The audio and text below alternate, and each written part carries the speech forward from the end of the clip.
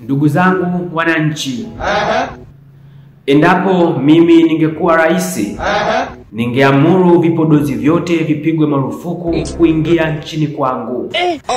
Na kila mwananchi yeyote ambaye angethubutu kuviuza vipodozi hivyo kwa magendo angeeleza ni kwa nini mtego aliotegwa mwizi amenasa askari.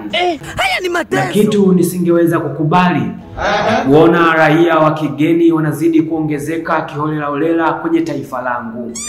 Maana kwa hali iliyopo sasa, kwa kweli sio sawa. Haya ni mateso. Maana unakuta mtu mmoja anakuwa na rangi mchanganyo. Yaani kama ni viwanda vya soda, basi upande ni Fanta, upande ni Mirinda. Mateso ya hatari haya. Jana alikuwa Mwafrika, lakini leo kashakuwa mzungu. Tena bora angekuwa mzungu basi. Bali ni mzungu koko. Hawana mashine lakini nyuso wamezikoboa kobo. Ujinga huu. Na washukuru Mungu sikuwa rais.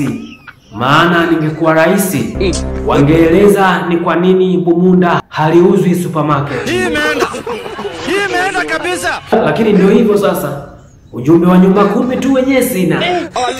Sasa hata nguvu ya kuzuia vipodozi hivi visiingie kwenye taifa langu ninaitolea wapi? Haya ni mateso. Mateso ya hatari haya.